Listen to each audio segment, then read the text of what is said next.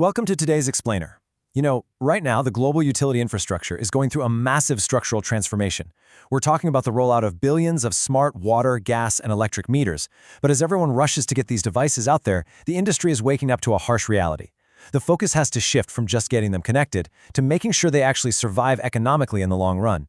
Today, we're diving into a highly specific, incredibly high-stakes hardware decision, one that literally determines whether a smart meter survives 15 years in the field or turns into e-waste in just 7.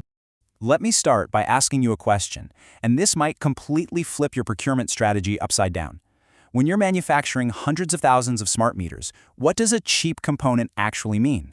What is the real-world penalty of saving a measly 50 cents on a bill of materials? Okay, let's dive into this because the answer is $25,000. Yeah, you heard that right. If you make the wrong call on a 50-cent component, you generate a massive $25,000 unplanned maintenance liability for every 1,000 units you deploy. When batteries die early, utilities are forced to do what we call a truck roll, sending a live technician out to physically swap out the battery or the meter. And let me tell you, that cost is absolutely catastrophic. So, let's look at the first piece of this puzzle, the hidden meter maintenance cost. To really understand why this happens, we have to completely redefine the main economic risk in massive-scale IoT. The biggest threat to your budget isn't the upfront hardware costs, it's the hidden long-term operational expense. A single technician's truck roll costs a utility provider between $200 and $500 per meter. When you factor in labor grades, call-out minimums, travel time to the middle of nowhere, or the safety gear needed for underground pipes or high-traffic areas, the cost of swapping one dead battery in the field grows exponentially. It blows the cost of the actual component right out of the water. Moving on to our next section, which I like to call the crystal's energy tax. So, what's actually killing these batteries prematurely? It all comes down to the heartbeat of the meter, the oscillator. Traditionally, manufacturers slapped in a passive quartz crystal because, well, it's cheap. But these things absolutely struggle in uncontrolled outdoor environments. Imagine an outdoor meter box. It goes from freezing minus 40 degrees in the dead of winter to a blazing 85 degrees Celsius baking in the summer sun. Under those extreme temperature swings, standard passive crystals literally warp, causing frequency drifts of up to plus or minus 50 parts per million, or ppm. Now, 50 ppm might sound like nothing, but in the world of telecommunications, it's a massive headache.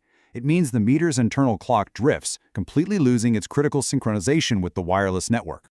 And that brings us to the ultimate battery killer, the RX window. The RX window is basically the critical idle listening period. Smart meters sleep 99.9% of the time and only wake up for microseconds to catch a signal. But because that cheap crystal's frequency is drifting all over the place, the meter doesn't know the exact time.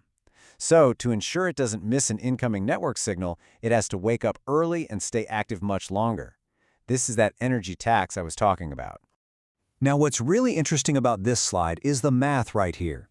The listening window's width is calculated based on sleep time multiplied by the total ppm error plus a guard time. This formula proves exactly why a high ppm error, like that 50 ppm from a cheap crystal, forces your high-power radio frequency window to stay open significantly longer. It's just draining your battery dry during every single sleep cycle. Here's the engineering game changer, upgrading to a temperature-compensated crystal oscillator, or TCXO. This little component actively corrects for temperature changes, crushing that drift from a sloppy 50 ppm down to an incredibly precise 0.5 ppm. And what does that do? It shrinks that high-power RX window by up to 90%. By drastically cutting down that idle listening time, it mathematically guarantees your battery life extends from a measly 7 years to well over 15.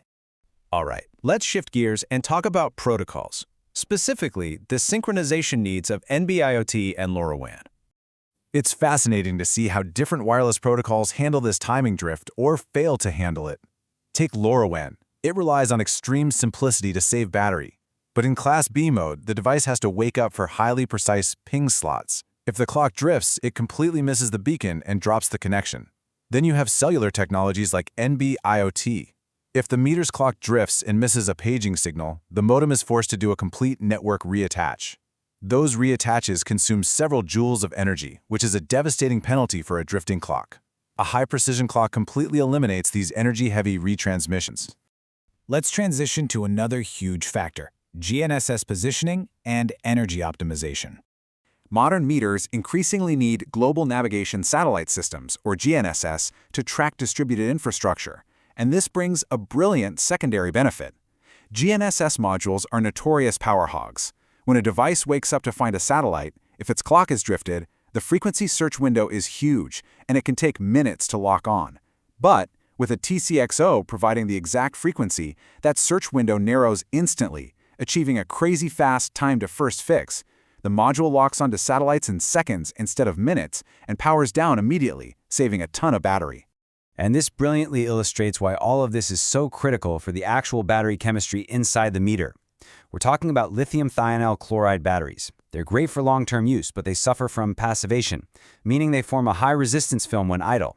If your RX window is too wide and the radio stays on too long, it puts a huge current demand on the battery, and that passivation film causes a catastrophic voltage drop, sometimes even resetting the system. Shorter RX windows and ultra-fast GNSS fixes keep those energy pulses short and sharp, perfectly preventing those voltage drops. Let's bring it all back to the macro financial climax, the 10-year total cost comparison. Let's break down these hard numbers for a 10-year deployment of 1,000 units, because the difference is just wild. Passive crystals save you money up front. They're just 15 cents a piece, but the battery only lasts 7 years in the field. So, before year 10, you're hitting a 100% failure rate across those 1,000 units, triggering $25,000 in mid-life truck rolls. Your total cost? $25,150. Now, contrast that with the Precision TCXO. It costs 65 cents up front, but the battery life extends past 15 years. Your mid-life truck rolls drop to zero. The total cost is just $650. That extra 50-cent investment up front literally wipes out the failure rate and saves you over $24,000 in maintenance. Which leads us perfectly into our final takeaway: long-term infrastructure investment. For utility executives, city planners, and procurement officers, this is the ultimate strategic takeaway. You aren't just buying hardware, you're investing in long-term infrastructure. To summarize, a TCXO isn't just a part, it's an essential insurance policy for the grid's survival. It completely avoids expensive truck rolls, ensures a 15-plus-year field life, speeds up GNSS location to save power, increases your network packet delivery rate, and easily withstands extreme outdoor temperatures. So the crucial point is exactly what this quote captures.